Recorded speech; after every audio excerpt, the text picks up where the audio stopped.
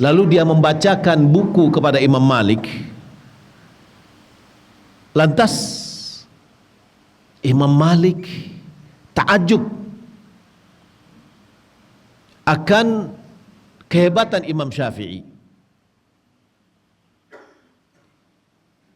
Cerdasnya dia, cepatnya dia memahami, sempurnanya pemahamannya. Jadi Imam Syafi'i muridnya Imam Malik, 10 tahun dia belajar. Apa kata Imam Malik kepada Imam Syafi'i? Inni arallaha qad alqa ala qalbika nura fala tudfi'hu bidzulmatil ma'siyah.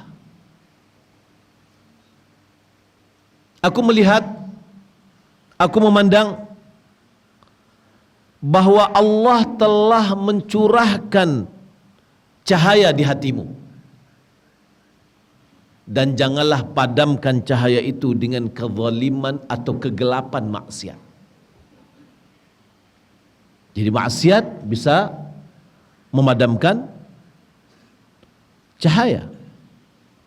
Begitu juga Imam Syafi'i mengadu kepada gurunya Waqi'. Dia mengatakan syakautu ila Waqi'in su'a hifdhi. Aku mengeluhkan kepada Waqi' akan buruknya hafalanku. Fa arsyadani ila tarkil ma'asi. Dan beliau menasihatiku untuk meninggalkan maksiat. Wa qala innal ilma nurun. Lalu dia menjelaskan bahwasanya ilmu itu adalah cahaya. Wa nurullah la yuhda lil 'asi. Cahaya Allah tidak akan diberikan kepada orang yang bermaksiat. Maka maksiat demi maksiat akan bisa memadamkan atau menghalang kita dari ilmu agama. Baik itu hafalannya, baik itu pemahamannya. Terkadang ketika maksiat ini merajalela di dalam hati kita, boleh jadi yang akan muncul itu adalah jeleknya pemahaman kita, rusaknya pemahaman kita terhadap ilmu agama itu. Yang kedua, Bapak Ibu belakang Allah Subhanahu wa taala, terhalang dari rezeki. Di dalam Musnad Imam Ahmad dari Thauban,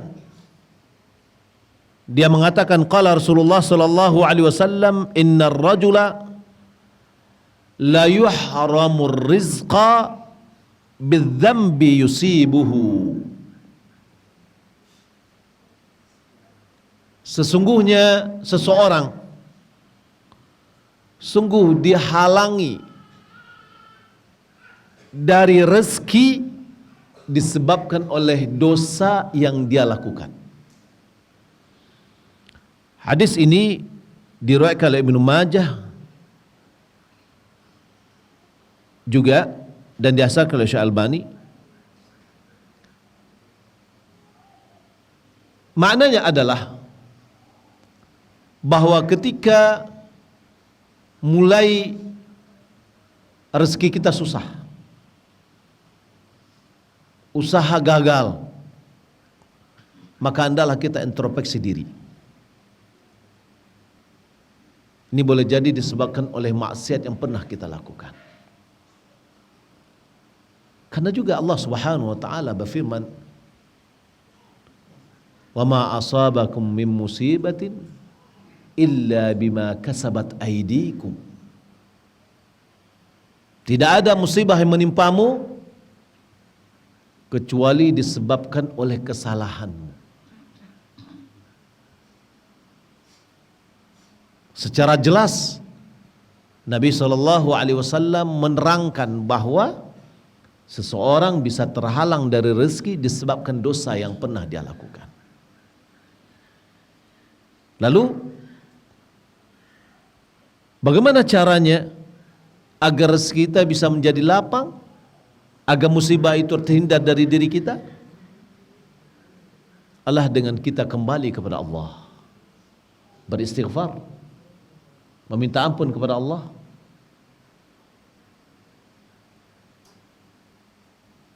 Maksiat, Bapak Ibu dimulakan Allah Subhanahu wa taala, hadirin dan hadirat, terkadang malah tidak menimpa orang pelaku saja. Allah berfirman, wattaqu fitnatan la tusibanna alladhina zalamu minkum khassah. Hati-hati dan waspada terhadap musibah yang tidak menimpa orang-orang yang melakukan kesalahan saja. Boleh jadi gara-gara satu orang melakukan maksiat, satu kampung kena dampaknya. Maka dalam sebuah hadis Nabi SAW memberikan gambaran pentingnya amar ma'ruf nahi munkar. Kata Nabi SAW, mathalul qa'im ala hududillah, perumpamaan orang yang menegakkan hukum-hukum Allah.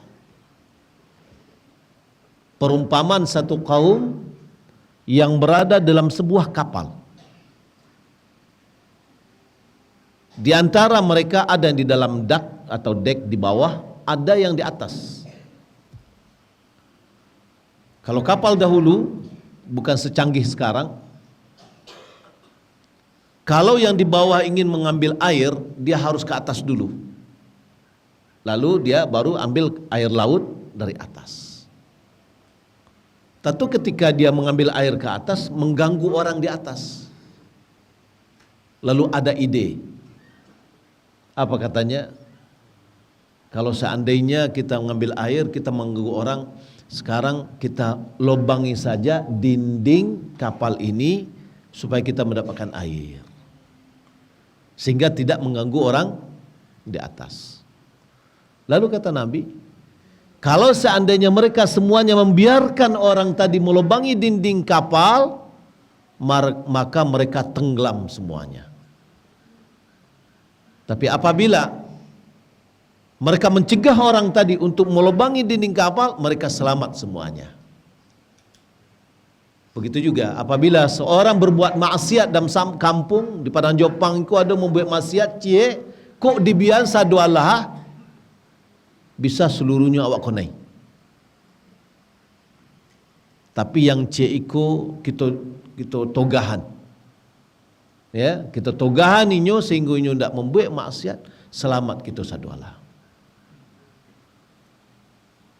Bapak Ibu dimuliakan Allah Subhanahu wa taala.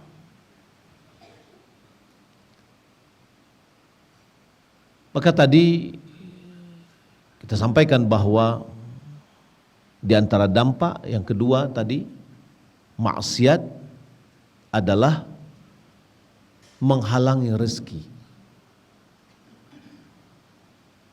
Allah Subhanahu wa taala berfirman menghikayatkan tentang Nabi Nuh, perkataannya kepada kaumnya, faqultu astaghfiru rabbakum innahu kana ghaffara. Aku mengatakan kepada mereka, minta ampunlah kalian kepada Rabb kalian, sesungguhnya Dia Maha Pengampun. Apa dampak dari kita beristighfar? Yursilis sama alaikum bidarara. Pasti Allah Subhanahu wa taala menurunkan hujan dari langit dengan curahan yang banyak. Makanya kalau kita lihat dan kita disyariatkan agama kita, apabila sudah mulai musim panas, tidak turun hujan, dianjurkan kita apa? Salat istisqa. Yang mana di situ adalah istighfar. Kita meminta ampun kepada Allah Subhanahu wa taala. Wa yumdidkum bi amwalin wa banin wa yaj'al lakum jannatin wa yaj'al lakum anhara. Di samping air hujan diturunkan oleh Allah, pasti Allah akan memberimu rezeki, dianugerahkan harta, dan diberikan anak, keturunan, dan Allah Subhanahu wa taala jadikan bagimu taman-taman dan dialirkan bagimu sungai-sungai. Maka orang yang banyak beristighfar, Allah Subhanahu wa taala akan berikan rezeki. Dan begitu juga orang yang mungkin belum didapatkan atau dianugerahkan oleh Allah Subhanahu wa taala keturunan, perbanyak beristighfar. Karena dalam ayat tadi dalam surat Nuh ya menjelaskan bahwa di antara dampak positifnya atau keuntungan istighfar adalah diberi harta dan diberi keturunan. Yang ketiga, dampak dari maksiat itu adanya rasa asing antara seorang yang bermaksiat dengan Tuhannya. Dalam bahasa Arabnya adalah wahsyah, kesepian, hampa, hidupnya hampa, tidak tahu apa yang akan dia lakukan. Maka kita lihat orang-orang yang jauh dari Allah, yang terjerumus dalam maksiat, terkadang mereka bunuh diri. Ini disebabkan oleh wahsyah, yakni kesepian diri disebabkan oleh maksiat yang dia lakukan. Begitu juga terasa asing dirinya dengan manusia, apalagi dengan orang-orang yang baik. Dia sendiri sadar bahwasanya dia terhina pada saat dia melaksanakan maksiat. Dia merasa bahwasanya dia tidak pantas ketemu dengan si A, si B, dan si C. Ada rasa kesepian disebabkan oleh maksiat yang dilakukan. Sebagian ulama mengatakan, inni la'u'sillah fa'ara dhalika fi khuluqi dabati wa imra'ati. Aku melihat aku bermaksiat kepada Allah, sungguh aku telah melihat efeknya di dalam karakter binatang peliharaanku dan efeknya terhadap istriku. Orang yang jatuh maksiat dengan pasangan hidupnya, dia merasa ada rasa hampa, ada rasa lain. Beda ketika dia dekat dengan Allah Subhanahu wa taala, beribadah kepada Allah, ya, ada kedekatan, ada keserasian, tapi maksiat menjadikan kita jauh.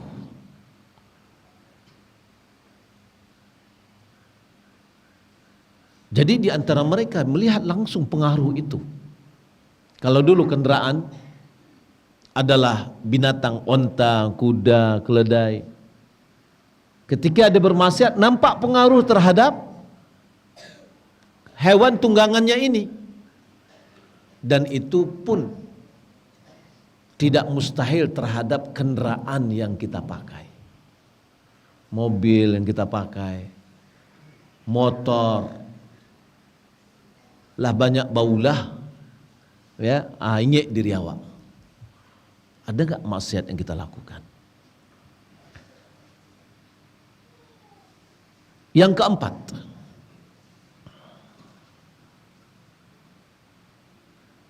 dampak dari maksiat adalah susahnya urusannya, sempit urusannya. Kemanapun dia mau urus urusan dia merasa bahwasanya jalan yang akan dia tempuh itu sudah tertutup. Susah saja.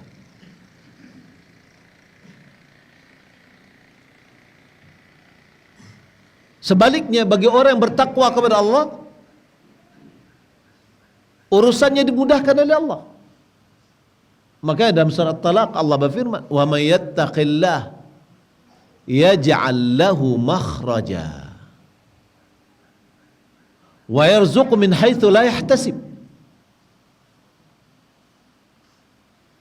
wa may yatawakkal 'ala Allah fa huwa hasbuh innallaha balighu amri qad ja'ala Allahu likulli syai'in qadara."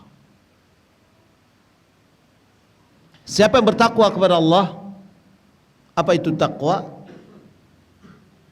Takwa adalah menjadikan antara kita dengan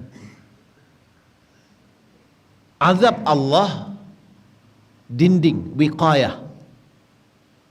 Dengan apa dinding yang membentengi kita, yang melindungi kita dari azab Allah Subhanahu wa taala? Kita buatnya dengan mentaati perintahnya dan menjauhi larangannya. Maka hakikat takwa kepada Allah adalah menjalankan perintah Allah dan meninggalkan larangan. Siapa yang bertakwa kepada Allah, maka Allah akan berikan kepada dia makhrajan, jalan keluar. Ada aja solusi dalam urusannya. Dimudahkan oleh Allah Subhanahu wa taala urusannya. Berbeda dengan orang yang bermaksiat, hampir pintu-pintu semuanya itu tertutup. Rezekinya menjadi sempit sebagaimana telah kita sebut tadi. Sebaliknya orang yang bertakwa, wa yarzuqhu min haitsu la yahtasib. Allah berikan dia rezeki dari sumber-sumber yang tidak pernah terduga-duga. Rezeki itu Bapak Ibu tidak bisa dimatik-matiki. 1 tambah 1 tidak bisa menjadi 2, boleh jadi dia menjadi 10. Walaupun kita mungkin bergaji, sudah ada list gajinya, apakah kita akan mendapatkan lebih dari itu? Bisa. Gaji tidak berkurang, tidak bertambah, tapi kemudahan Allah berikan. Mungkin anak kita dapat beasiswa, mungkin anak kita mendapatkan hadiah, dan bermacam-macam yang lain. Bagi orang pedagang, sangat terasa sekali. Ketika imannya meningkat, kedekatannya kepada Allah meningkat, banyak pelanggan-pelanggan yang datang. Rezeki terbuka. Tapi ketika kita sholat mulai kita lalaikan, bagi laki-laki sholatnya kadang-kadang iya, kadang-kadang tidak, atau tidak dia kerjakan di masjid, mulai terasa sempit hati. Ya, mulai berpengaruh kepada rezeki. Yang kelima, orang yang bermaksiat, dia akan mendapatkan kegelapan di hatinya. Dia akan merasakan sebagaimana dia bisa merasakan gelapnya malam.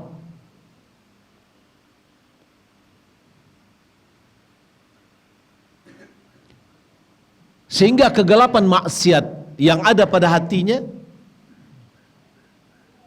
dia rasakan seperti gelapnya malam gulita. Sehingga dia tidak bisa melihat.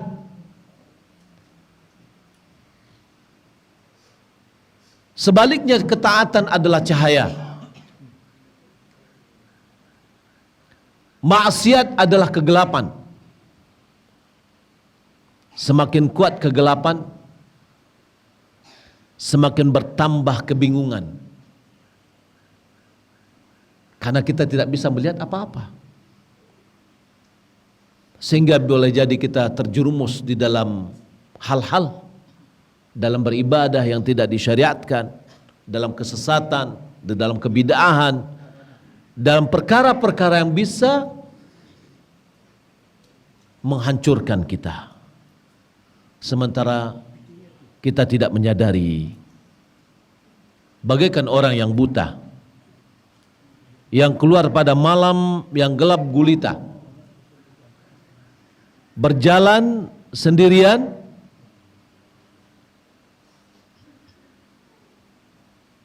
dia tidak bisa melihat apa-apa. Maka dalam hadis Nabi SAW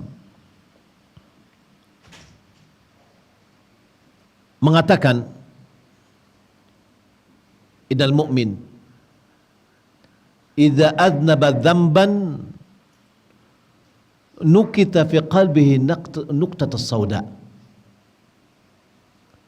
Orang mukmin apabila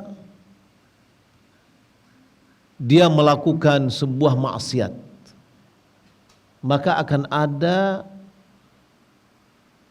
tetesan noda hitam di hatinya.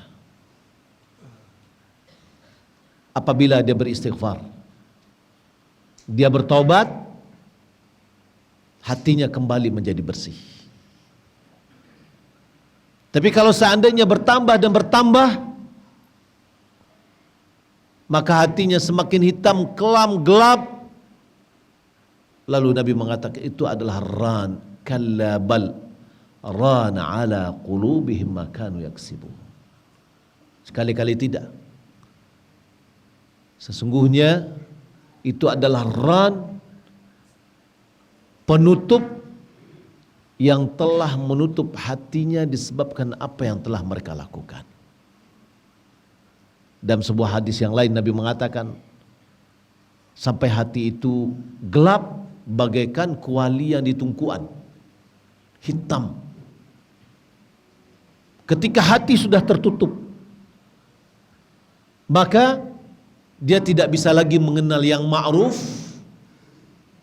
tidak lagi bisa mengingkari yang mungkar. Tapi malahan terkadang cara pandang sudah terbalik. Yang mungkar dikatakan ma'ruf, yang ma'ruf dikatakan mungkar.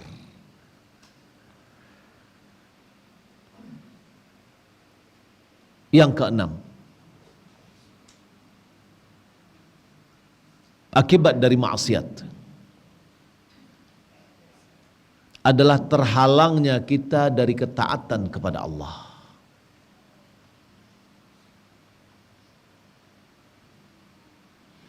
Kalaulah seandainya maksiat itu tidak ada sanksi kecuali terhalangnya seseorang dari ketaatan kepada Allah, maka itu adalah sanksi yang sangat berat sekali.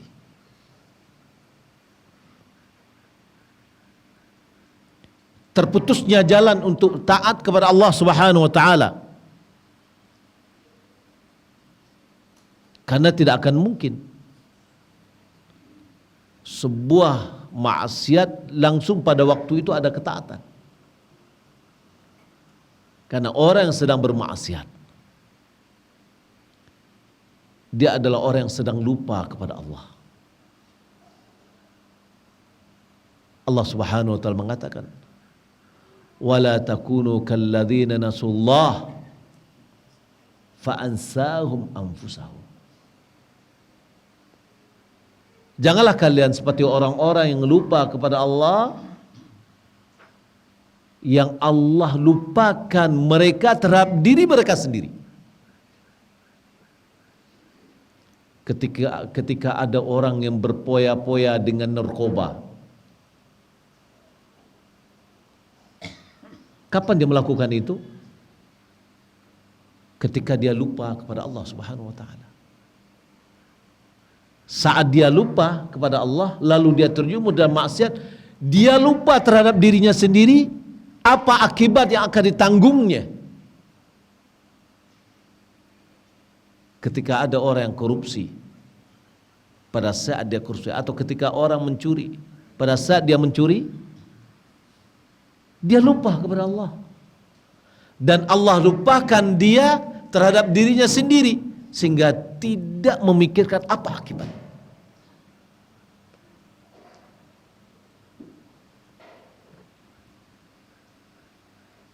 Jadi orang yang bermaksiat kepada Allah Subhanahu wa taala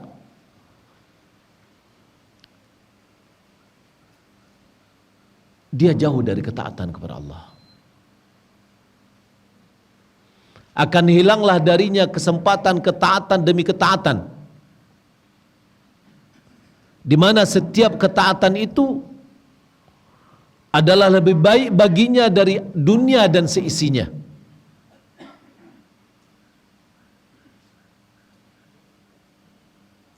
Maka kita terhalang dari kebaikan-kebaikan yang seharusnya kita bisa lakukan.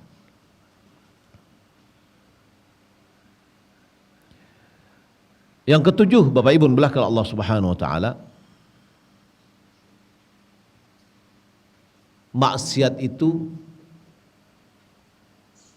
menumbuhkan maksiat yang setimpal. Baranaknya maksiat demi maksiat untuk melahirkan maksiat, sehingga susah bagi seorang bermaksiat meninggalkan maksiat itu. Keluar dari maksiat itu sudah susah. Kenapa? Karena lah banyak anaknya, lah banyak maksiatnya. Satu maksiat terkadang melahirkan 1000 maksiat di belakangnya. Di antaranya misalkan kebohongan. Kata Nabi SAW, "Iyakum wal kadhib." Jauhilah olehmu kebohongan. Fa innal kadhiba yahdi ilal fujur. Karena kebohongan itu akan membawa kepada maksiat, kepada kedurhakaan. Wa innal fujura yahdi ilan nar. Sesungguhnya maksiat itu akan membawa kepada dosa, kepada api neraka. Berarti kunci masuk api nerakanya apa? Pintu api nerakanya apa? Mulai dari kebohongan. Fa inna rajula yakdzibu wa yataharral kadhib. Seseorang berbohong dan selalu berupaya untuk bohong. Seharusnya dia sudah harus berjujur, tapi selalu dia berusaha bohong. Satu kebohongan ditutup oleh 1000 kebohongan di belakangnya. Satu maksiat akan melahirkan maksiat-maksiat lain.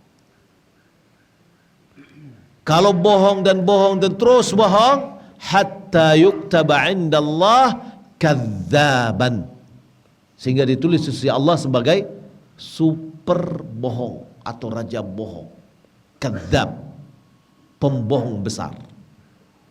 Ini adalah salah satu bentuk maksiat. Kita katakan tadi bahwa maksiat itu melahirkan maksiat lainnya. Maksiat demi maksiat.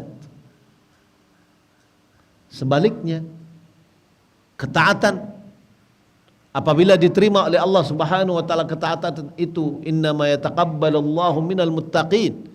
Hanya saja diterima oleh Allah Subhanahu wa taala ketaatan itu dari orang-orang bertakwa. Salah satu tanda ketaatan kita diterima, terbukanya pintu-pintu ketaatan setelah itu.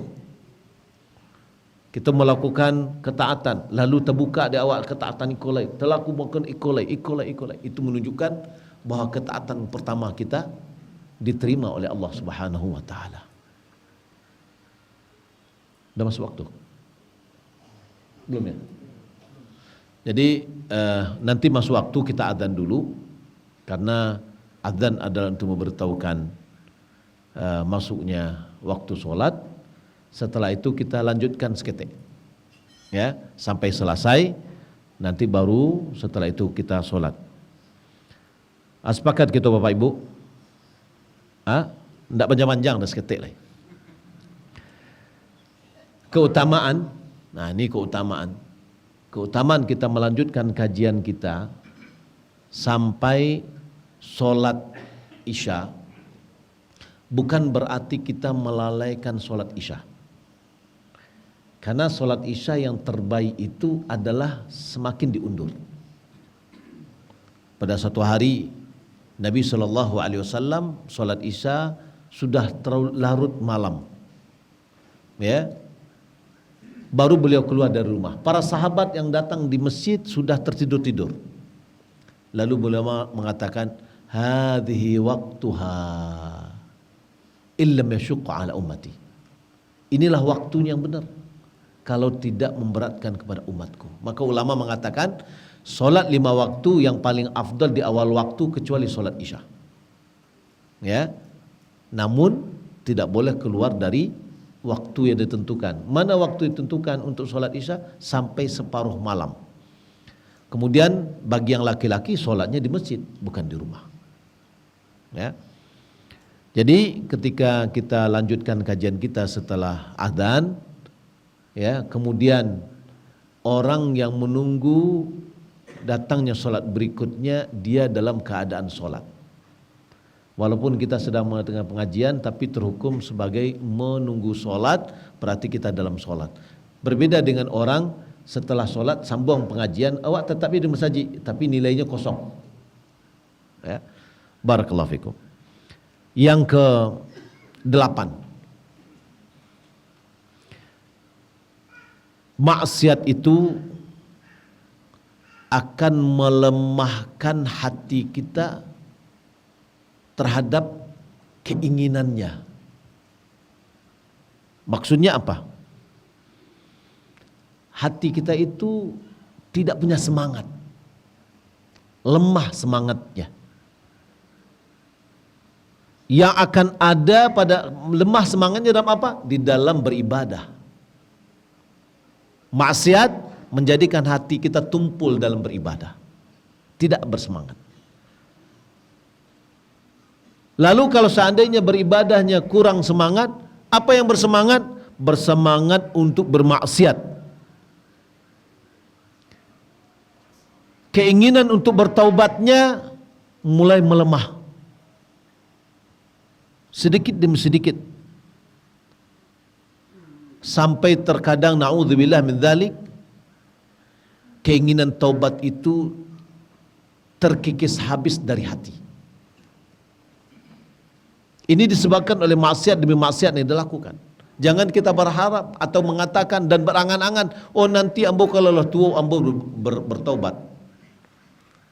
Tadi sudah kita pelajari bahwa maksiat demi maksiat itu akan, ya, melemahkan hati kita untuk bertobat kepada Allah Subhanahu wa taala.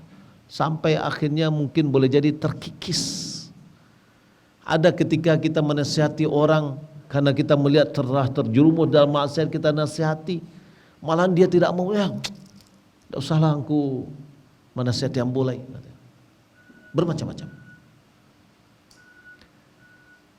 Lemah hatinya untuk beristighfar.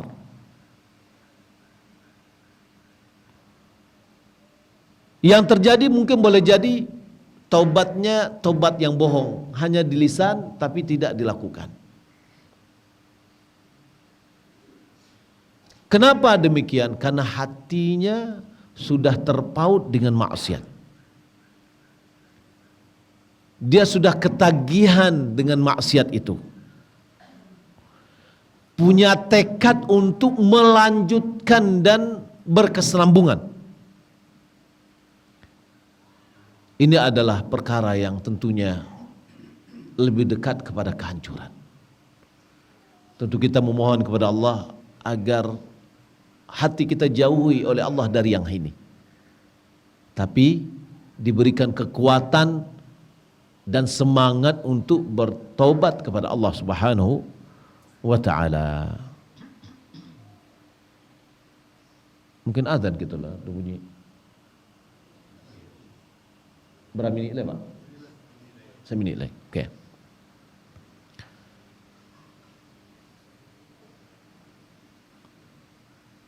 Jadi Bapak Ibu belakang Allah Subhanahu wa taala, maksiat demi maksiat yang dilakukan itu akan melemahkan semangat kita minta ampun kepada Allah.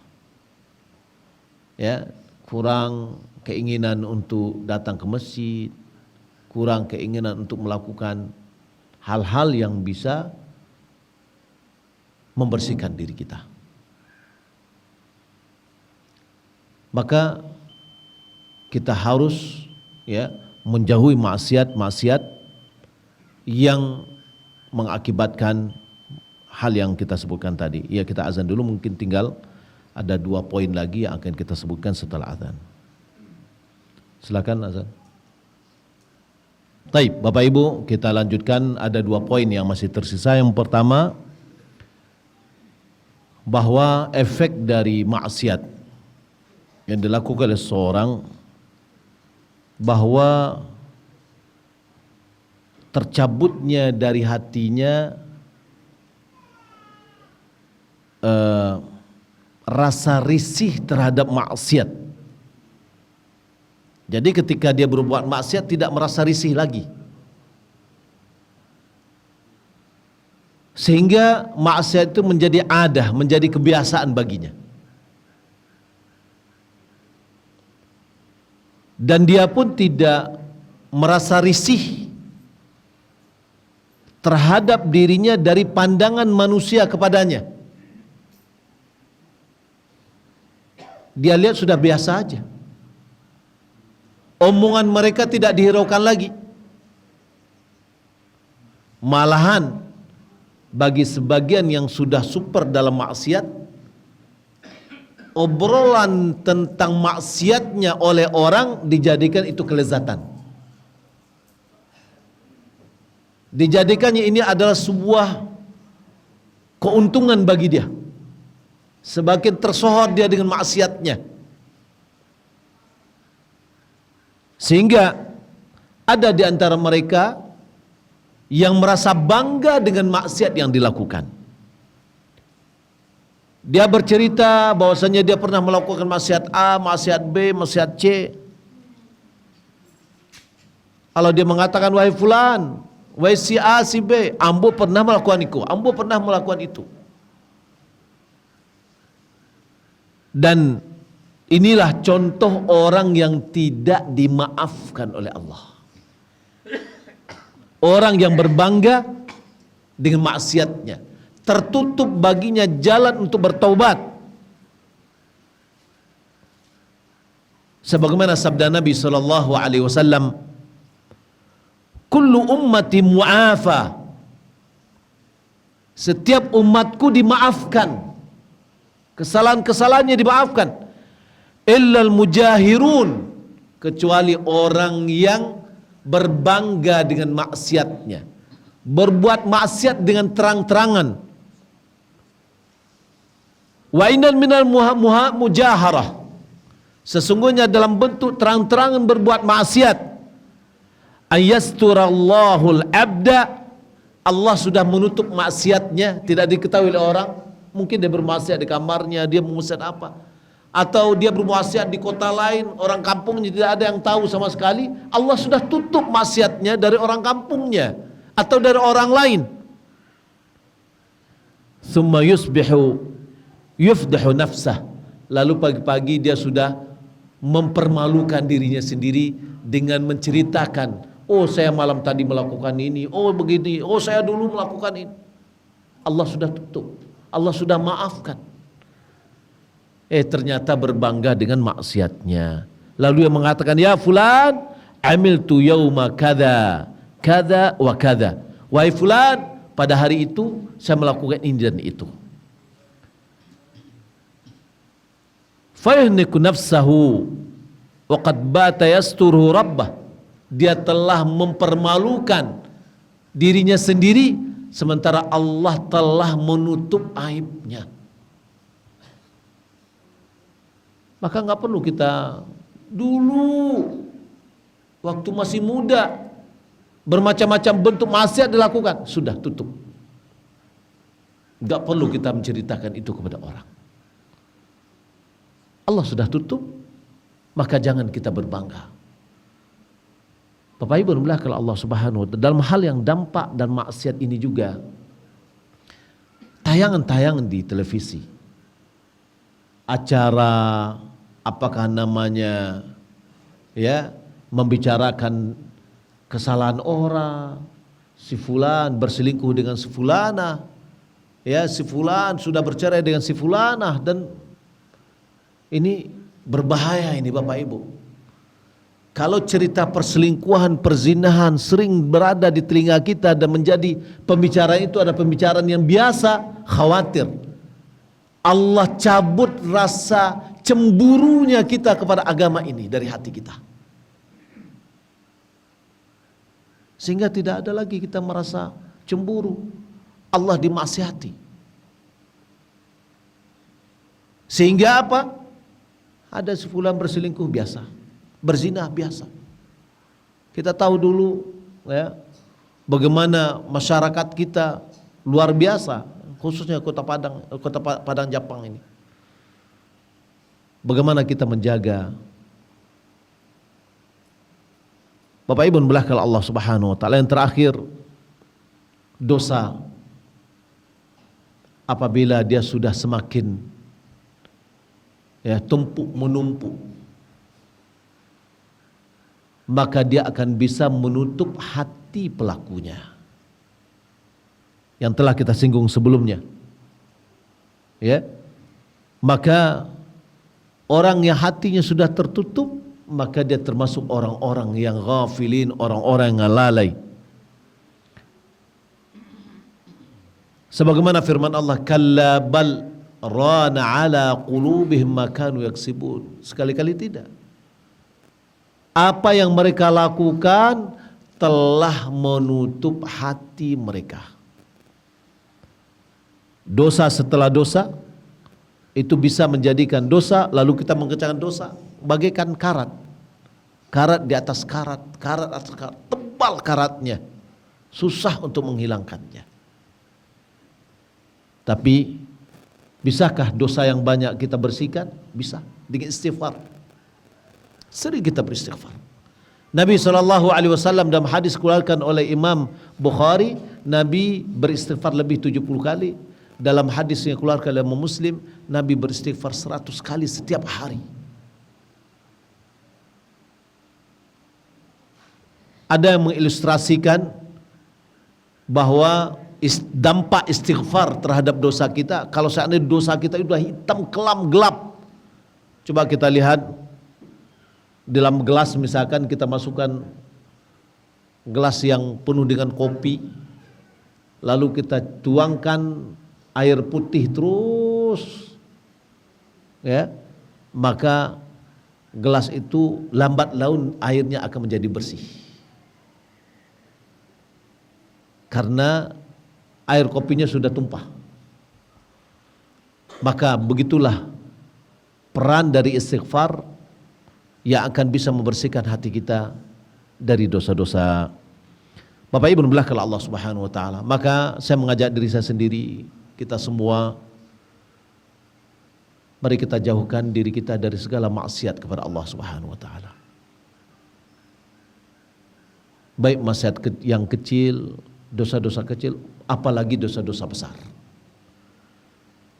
Di antara dosa-dosa besar, kata Nabi SAW, ala unabbiukum bi akbar kabair. Tidakkah aku beritahukan kepadamu dosa besar dari dosa-dosa besar? Qalu bala ya Rasulullah. Betul ya Rasulullah. Qal al-isyraku billah wal uququl walidain. Wa uququl walidain. Yang pertama adalah berbuat syirik kepada Allah. Syirik adalah dosa besar yang apabila seseorang meninggal dunia dengan dosa syirik ini, maka dosanya tidak diampuni oleh Allah Subhanahu wa taala. Innallaha la yaghfiru an yushraka bih wa yaghfiru ma duna dzalika liman yasha. Sesungguhnya Allah tidak mengampuni yang berbuat syirik kepada Allah dan mengampuni dosa di bawah dari dosa itu. Kalau seandainya kita meninggal dunia tidak membawa dosa syirik, maka dosa-dosa kita di bawah kekuasaan Allah Subhanahu wa taala. Dalam hadis qudsi, ya bani Adam, law ataitani biqurabil ardi khataya thumma laqitani lam tusyrik bi syai'a la ataituka biqurabiha maghfiratan. Wahai anak Adam, jika kalian bertemu denganku yang kamu tidak berbuat syirik kepadaku, jika engkau bertemu denganku, mendatangiku, kata Allah, yakni meninggal dunia dengan membawa dosa sejagat raya, lalu kamu bertemu denganku tidak dalam berbuat maksiat atau berbuat syirik, membuat dosa syirik, dan sungguh aku mendatangimu dengan pengampunan sejagat raya. Syirik, berdoa kepada selain Allah, memberikan salah satu jenis ibadah kepada selain Allah adalah syirik. Korban, nazar, tawakal,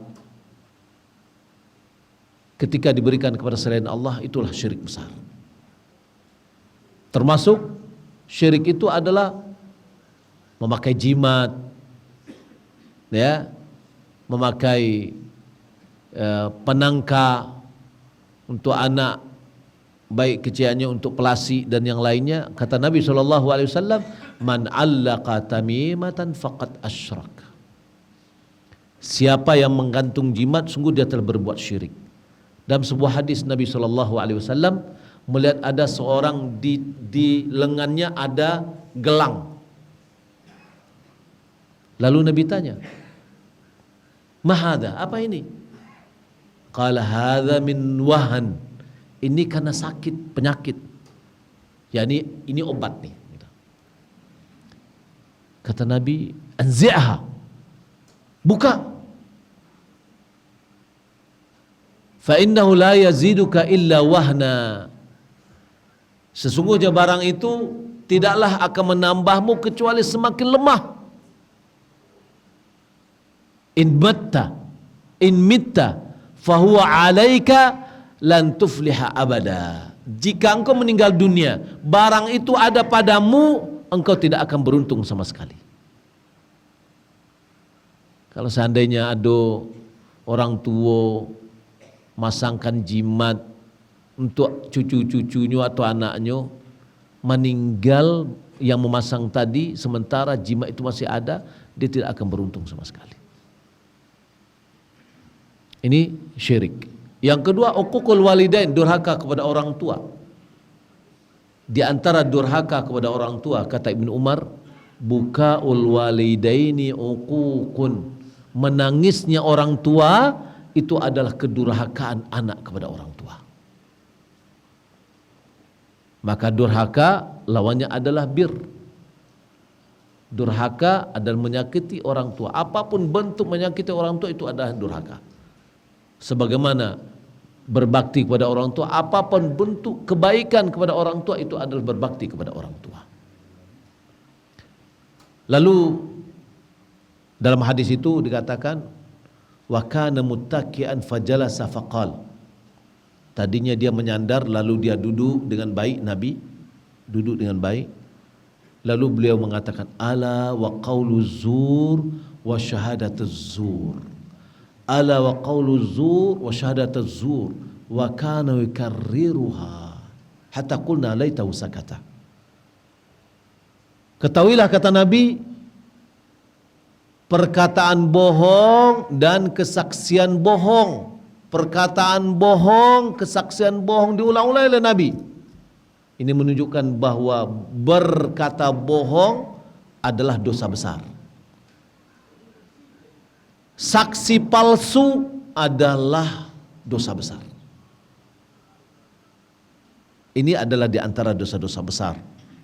Ya, ada satu buku Al-Kabair namanya, dosa-dosa besar, yang dikalang oleh Imam Az-Zahabi. Ada 70 jenis dari dosa-dosa besar. Tapi secara kaedahnya Bapak Ibu, dosa besar itu adalah setiap dosa yang pelakunya terancam api neraka atau terancam hukuman had, terancam ghadab, kemarahan dari Allah, terancam laknat dari Allah, atau Nabi mengatakan bukan dari golongan kami, atau berlepas diri, maka itu namanya dosa besar. Di antaranya, la'anallah al-mutasyabbihina minar rijali bin nisa wal mutasyabbihati minan nisa bidir rijal. Allah melaknat, berarti itu menunjukkan dosa besar. Laki-laki yang menyerupai perempuan dan perempuan yang menyerupai laki-laki. Ya, itu berarti perbuatan yang demikian dilaknat, berarti itu termasuk dosa besar. Termasuk bagian dosa besar adalah istri yang tidak mau diajak oleh suaminya berhubungan badan. Ya, ada dalam hadis Nabi SAW, apabila seorang ingin mengajak istrinya ke ranjangnya lalu dia enggan, maka yang di langit akan murka atau marah kepadanya. Banyak hal-hal yang lain, di antaranya juga adalah meratap mayat. Kata Nabi SAW, laisa minna man darabal khudud wa syaqqal juyub wa da'a bida'watil jahiliyah. Bukan dari golongan kami, berarti ini menunjukkan dosa besar.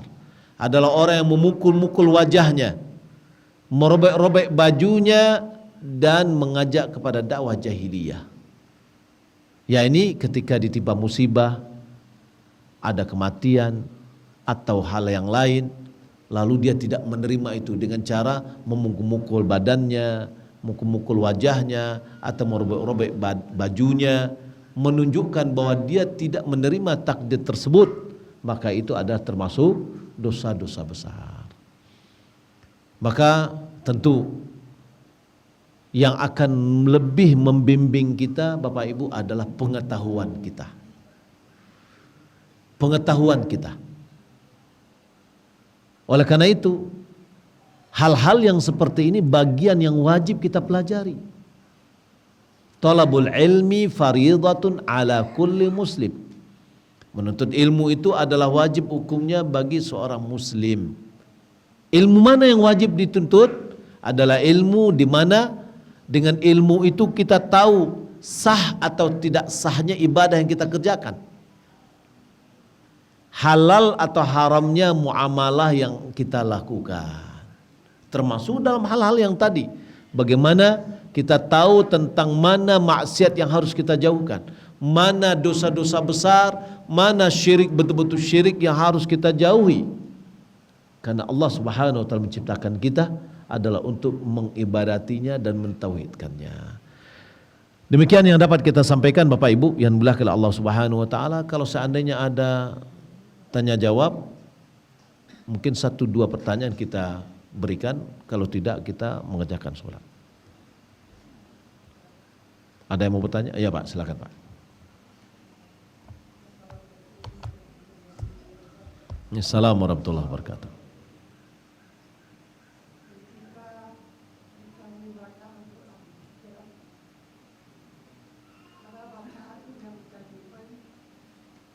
Baik. Saya tidak pertanyaannya begini. Ketika kita baca Al-Quran, lalu apa kata Pak tadi? Kalau sujada, ya, seperti perintah sujud gitu ya. Tapi kita di dalam sholat, di dalam baca Al-Quran itu sudah ada sujud tilawah namanya, yang ada 14 tempat di dalam Al-Quran. Maka kita ikuti aja yang itu, karena itu yang dianjurkan bagi kita untuk sujud. Kalau kita lihat sujud tilawah itu sebenarnya apa? Sujud tilawah itu adalah kita berinteraksi dengan Al-Quran ketika di dalamnya menjelaskan tentang orang-orang yang sujud. Maka kita juga sujud. Itulah dalam bentuk kita menghayati Al-Quran. Hukum sujud tilawah itu hukumnya sunat. Untuk sholat subuh hari Jumat, sunnatnya itu bukan di sujud tilawah. Sunnatnya adalah di dalam membaca 2 surat. Rakaat pertama Alif Lam Mim Sajadah, Alif Lam Mim Tanzil. Pada rakaat yang kedua adalah Hal Ata 'alal Insan. Itu yang biasa dibaca oleh Nabi. Sujud tilawahnya ngikuti imam. Jika imam sujud tilawah, makmum sujud tilawah. Kalau imam tidak sujud tilawah, maka makmum tidak sujud tilawah. Karena sujud tilawah hukumnya sunnat. Dikerjakan bagus, tidak dikerjakan tidak apa-apa.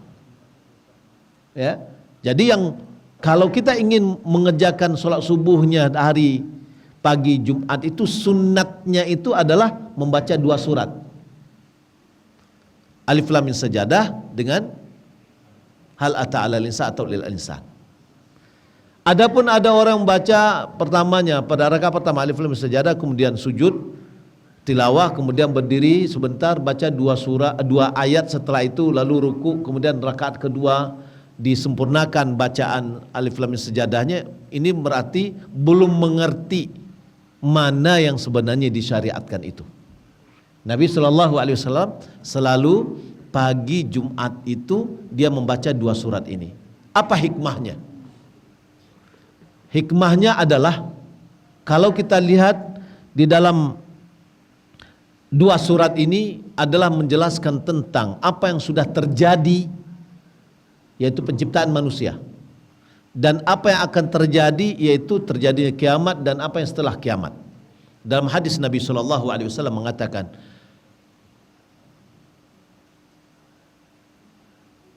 khairu ayyamin tatlu fihi syams yaumul jum'ah. Sebaik-baik hari terbitnya matahari adalah hari Jumat. Fihi khuliqa Adam wa fihi udkhilal jannah wa fihi ukhrija minha wa fihi qubid wa la taqumus sa'atu illa fi yaumil jum'ah. Pada hari Jumat Allah ciptakan Adam.